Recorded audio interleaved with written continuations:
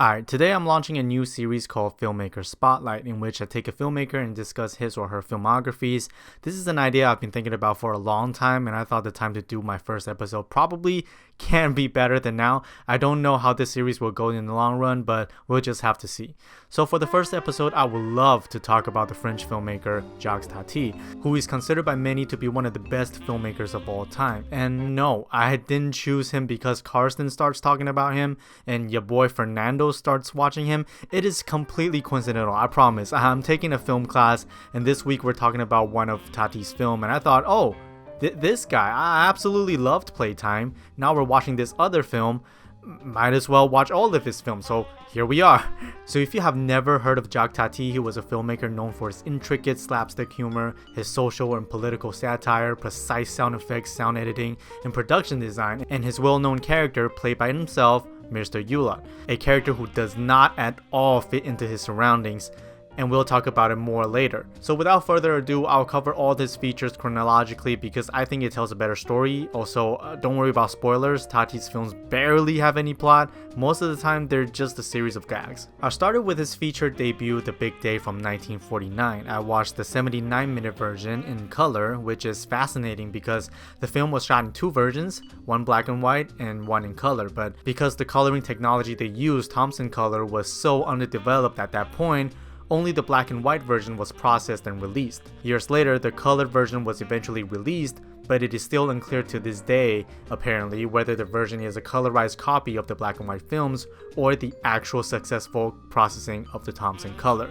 From this story alone, I'm pretty sure Tati wanted his film to be watched in color, and you slowly start to see why as he made more and more films in the future. The Big Day tells a story about a postman traveling around the village while a fair is going on, and when he sees how efficient the American postmen are in a film, he starts to deliver his mails as fast as he can. This film came out in the post-war era, 4 years after the World War II ended. France at that time was going through economic recovery, and through this film, Tati made fun of people's unrealistic ideals to efficiency. The film started pretty slowly but picked up later when he started racing against time. The film shined on the second half. Although it isn't great, you can see it's a starting point and a blueprint for Tati's future project. And I also got some Buster Keaton vibe from it, so I'm going to give The Big Day 1949 a B. Moving on to his second feature, Mr. Hulot's Holiday from 1953 was the film that put Tati on the map. It inspired many, including Rowan Atkinson, who will then create the well-known character, Mr. Bean. This was also the debut of the character Mr. Hulot, who is basically a 1950s Mr. Bean, except a lot nicer. Mr. Hulot is a genuine good person who tries to help other people, but every time he just ruins it all for everyone involved without him really knowing it. The film is just about Mr. Hulot's going on vacation, and the more you get into the film, the more you realize that no other character is having a good time except for him and this other woman, Martine. This was in 1953 when France was more economically recovered from the war and people started working and the nation started stabilizing.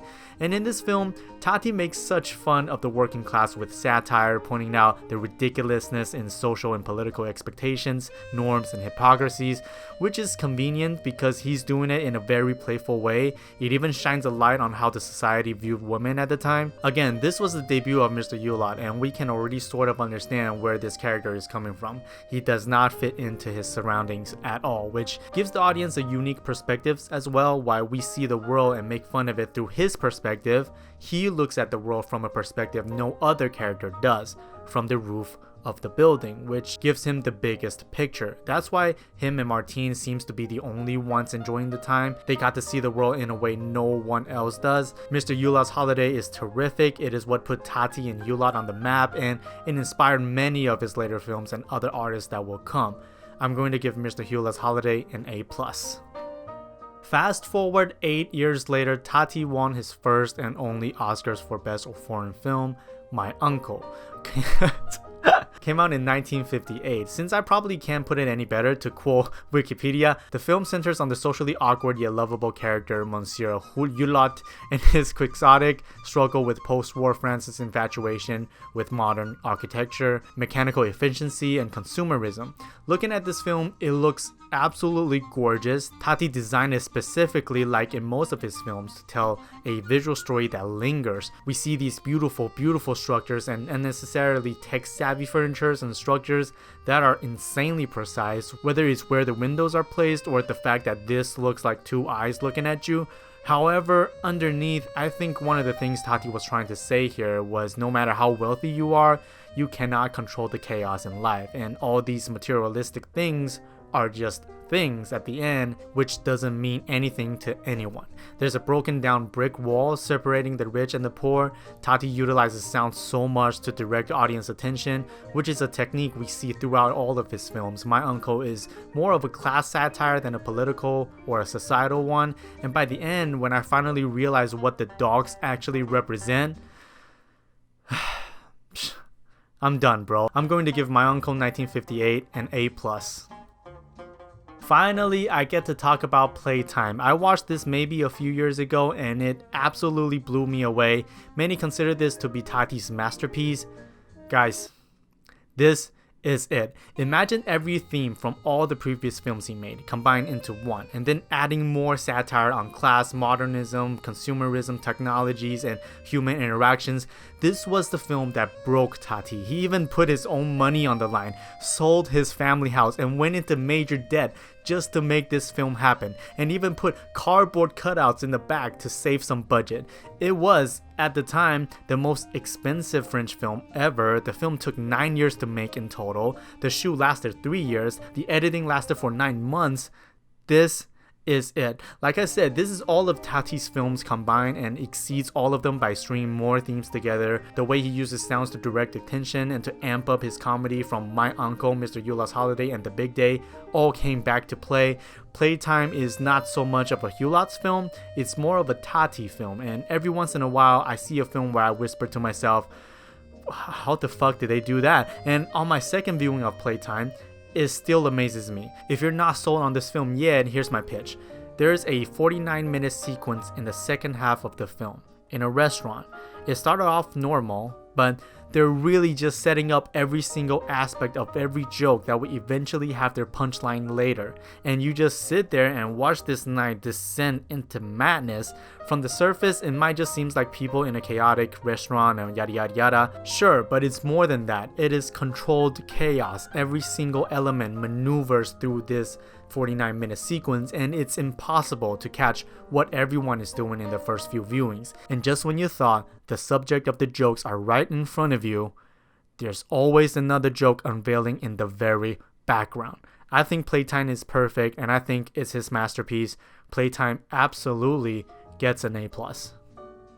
Following his masterpiece 4 years later in 1971, we got Trafic, which is another extremely Tati film. It follows Hulot as he takes his new design to an exhibition, and on the road they encounter a lot of problems. It was made around the time when France successfully detonated their first hydrogen bomb, so I guess the industrial growth was looking good. It references the moon landing various times as if Tati's making fun of French people's perception of technological innovation in a way, so it's just kind of this weird tone and weird theme weaving together. There are some fantastic moments here and there though. It's just some A+ Tati moments, but I think as a whole, the gags and the jokes are a lot thinner and less elaborate than his previous works, and strangely, sometimes without much payoff. One of the things I wondered when I was watching was why he went from a widescreen in Playtime back to 4:3 again. So turns out Trafic was made for TV, and Playtime really probably just broke him mentally and financially. But I love the various shots he put in with just people picking their noses or yawning, paying attention to day-to-day actions.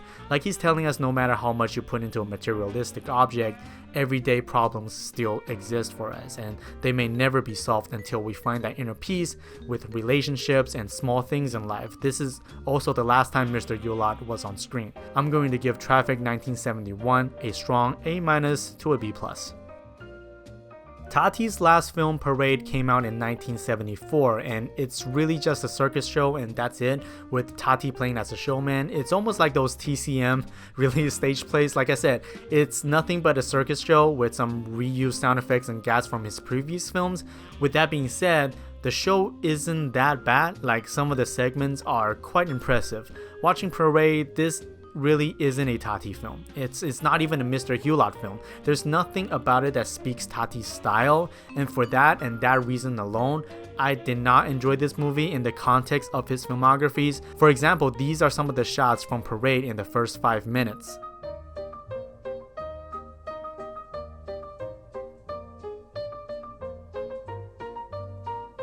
And these are the shots in the first 5 minutes of Playtime.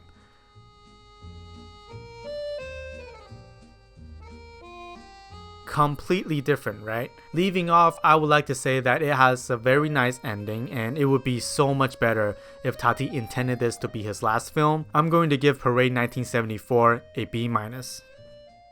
Tati loves to shoot his films in wide shots and let the jokes and gags play out in real time without saying really anything. In traditional filmmaking, character dialogues always take precedence. With Tati, it's the complete opposite. Most of the time, you barely hear what the characters are saying, and as a matter of fact, I can totally watch his movies without the subtitles and still understand every scene, every setup, and every punchline, even they're in French. He embraces our day-to-day activities and exaggerates them to tell us that we should not take ourselves too seriously, that we should have fun while we're at it, while constantly showing the working class people checking out in the middle of the day, or just people doing the same thing, and repeating them over and over and over again.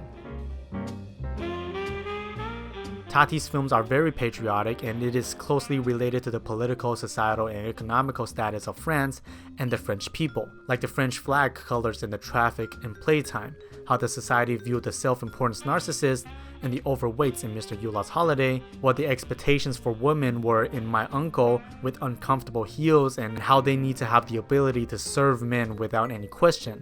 I highly recommend you go check out Tati's films if you have a love for films. Personally, it's a shame he died a bitter man and left a film unmade called Confusion, in which he plans to kill Mr. Hulot himself. His legacy is everlasting. In 2010, just 10 years ago, one of his unmade scripts was produced into an animated feature called The Illusionist, which was nominated for the Best Animated Feature at the Oscars that year, but lost to Toy Story 3. The Illusionist looks absolutely gorgeous. They nailed every movement of Tati. It includes a homage that feels so shoehorned in, but emotionally, the film really got me. Tati is one of those filmmakers you have to check out at least one of his film. And I'm just thankful he was able to make his art exactly the way he wanted, because it would be an abomination to make a film in black and white for a filmmaker as colorful as Tati.